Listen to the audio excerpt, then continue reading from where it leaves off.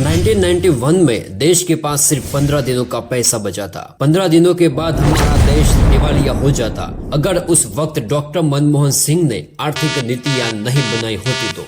लेकिन शायद ही कोई जानता होगा कि हमारे भूतपूर्व प्रधानमंत्री माननीय डॉक्टर मनमोहन सिंह के पास कॉलेज की फीस देने के लिए भी पैसे नहीं थे। उनके पास खाने तक के भी पैसे नहीं थे। हफ्ते में कई दिन वो सिर्फ चॉकलेट खाकर ही दिन गुजारते थे। फिर भी उन्होंने जो हासिल किया और अपने देश के लिए जो बलिदान दिया शायद ही इतिहास में कोई कर पाएगा। तो आइए आज के इस वीडियो में हम भारत के महान अर्थशास्त्री पद्म विभूषण और भारत के पहले सिख प्रधानमंत्री डॉक्टर मनमोहन सिंह के जीवन से जुड़ी कुछ खास बातें जानते हैं। डॉक्टर मनमोहन सिंह का जन्म 26 दिसंबर 1932 को पंजाब राज्य के जो अब पाकिस्तान के पंजाब राज्य में गाहन नाम के गांव में हुआ था। मनमोहन सिंह की माता का नाम अमृता और पिता का नाम गुरमुख सिंह था। उनका परिवार भारत पाकिस्तान विभाजन के समय पाकिस्तान छोड़कर भारत आ गया था। डॉक्टर मनमोहन सिंह की 3 बेटियां हैं, उपिंदर सिंह, अमृत सिंह और दमन सिंह। डॉक्टर मनमोहन सिंह एक भारतीय राजनीतिज्ञ, महान अर्थशास्त्री और एक अच्छे अध्यापक थे, जिन्होंने 2004 से 2014 तक भारत के 13वें प्रधानमंत्री के रूप में कार्य किया। वो जवाहरलाल नेहरू, इंदिरा गांधी और नरेंद्र मोदी के बाद चौथे सबसे लंबे समय तक प्रधानमंत्री पद पर रहने वाले व्यक्ति थे। वो नेहरू के बाद पूरे 5 साल का कार्यकाल पूरा करने के बाद दोबारा चुने जाने वाले पहले प्रधानमंत्री भी थे। डॉक्टर मनमोहन सिंह की बेटी दमन सिंह ने अपनी किताब स्ट्रिक्टली पर्सन मनमोहन एंड गुरुशरणम जो 2014 में हार्वर्ड कॉलेज से प्रकाशित की थी। इस बुक में उन्होंने लिखा है कि कैम्ब्रिज यूनिवर्सिटी में स्कॉलरशिप पर पढ़ाई के दौरान पिताजी ने बहुत ही कठिन समय दिखा था। तब एक वक्त ऐसा भी आया था जब पैसे की कमी के चलते उन्हें खाना छोड़ना पड़ा था। उस वक्त वो सिर्फ चॉकलेट खाकर पूरा दिन गुजारा किया करते थे। इसके बावजूद 1957 में यूनिवर्सिटी ऑफ कैम्ब्रिज से इकोनॉमिक्स में फर्स्ट क्लास ऑनर की डिग्री हासिल की। डॉक्टर मनमोहन सिंह की भारत के लिए अगर मुख्य भूमिका की बात करें तो 1991 का साल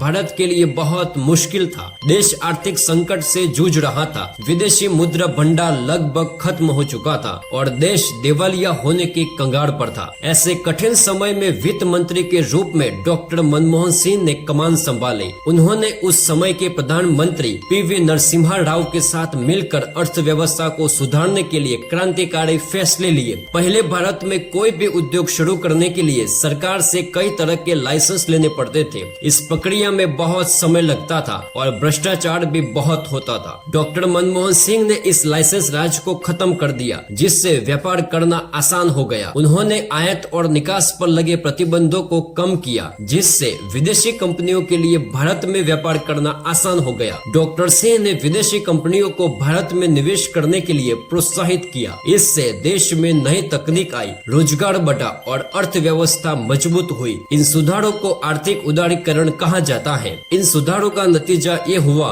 कि भारत की अर्थव्यवस्था तेजी से बढ़ने लगी, विदेशी इन्वेस्टर बढ़े और भारत दुनिया की बड़ी अर्थव्यवस्थाओं में शामिल हो गया। आज जो आप भारत की तरक्की देख रहे हैं उसकी नींव 1991 में डॉक्टर मनमोहन सिंह ने रखी थी। जयराम रमेश ने 2015 में प्रकाशित एक पुस्तक में लिखा, वित्त मंत्री मनमोहन सिंह ने अपने बजट की व्याख्या की और इसे मानवीय बजट करार दिया। डॉक्टर मनमोहन सिंह ने 1957 से 65 तक पंजाब यूनिवर्सिटी चंडीगढ़ में अध्यापक के रूप में सेवा दी। 1969 से 71 तक दिल्ली स्कूल ऑफ इकोनॉमिक्स में इंटरनेशनल बिजनेस से प्रोफेसर के रूप में काम किया। 1998 से 85 तक भारतीय रिजर्व बैंक के गवर्नर के रूप में भी सेवा दी। 1990 से 91 तक उन्होंने भारतीय प्रधानमंत्री के आर्थिक सलाहकार के रूप में भी काम किया। 1991 में नरसिम्हा राव के नेतृत्व वाली कांग्रेस सरकार में वित्त मंत्री के रूप में भी काम किया और असम से राज्यसभा के सदस्य भी बने। 95 में दूसरी बार राज्यसभा के सदस्य बने। 1999 में दक्षिण दिल्ली से लोकसभा का चुनाव लड़े लेकिन हार गए। 2001 में तीसरी बार एमपी बने और विपक्ष के नेता बने। 22 मई 2004 में भारत के 13वें प्रधानमंत्री के रूप में शपथ लिया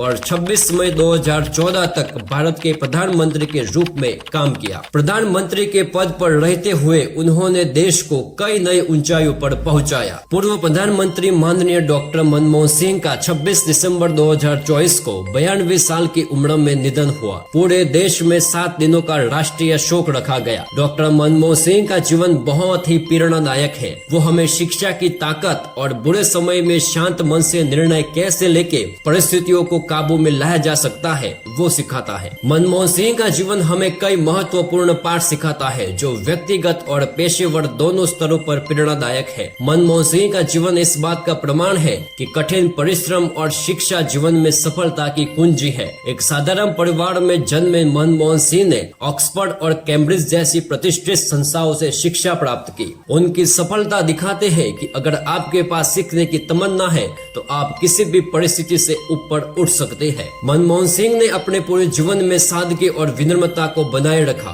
उनकी सादगी और कम बोलने की आदत उनके व्यक्तित्व की विशेषता है। यह हमें सिखाता है कि शक्ति और सफलता के बावजूद एक व्यक्ति विनम्र और सरल रह सकता है। उन्होंने राजनीति और अर्थशास्त्र के क्षेत्र में धैर्य और निष्ठा के साथ काम किया। 1991 के आर्थिक सुधारों के दौरान उन्होंने भारत की अर्थव्यवस्था को संकट से बाहर निकाला। यह सिखाता है कि सही दिशा और धैर्य के साथ हम किसी भी चुनौती का सामना कर सकते हैं। प्रधानमंत्री के रूप में उन्होंने अपनी टीम के साथ समन्वय बनाकर देश का नेतृत्व किया। उनके नेतृत्व शैली से पता चलता है कि सहमति और सहयोग से जटिल समस्याओं को हल किया जा सकता है। अपने कार्यकाल के दौरान उन्हें कई बार आलोचनाओं का सामना करना पड़ा, लेकिन उन्होंने कभी भी अपना संयम नहीं खोया। यह हमें सिखाता है कि आलोचना को सहन करना और उस पर रचनात्मक प्रक्रिया देना महत्वपूर्ण है। मनमोहन सिंह ने आर्थिक सुधारों और नीतियों को दीर्घकालिक लाभ के लिए तैयार किया। यह सिखाता है कि अल्पकालिक समस्याओं के बावजूद हमें अपने लक्ष्यों पर केंद्रित रहना चाहिए। मनमोहन सिंह को उनकी ईमानदारी और नैतिकता के लिए जाना जाता है। उन्होंने कभी भी अपनी निजी छवि को सार्वजनिक सेवा से ऊपर नहीं रखा। यह हमें बताता है कि नेतृत्व में नैतिकता और ईमानदारी कितनी महत्वपूर्ण है। मनमोहन सिंह का जीवन हमें यह सिखाता है कि ज्ञान, विनम्रता और सेवा की भावना से न केवल व्यक्तिगत सफलता प्राप्त की जा सकती है बल्कि समाज और देश के लिए भी योगदान दिया जा सकता है।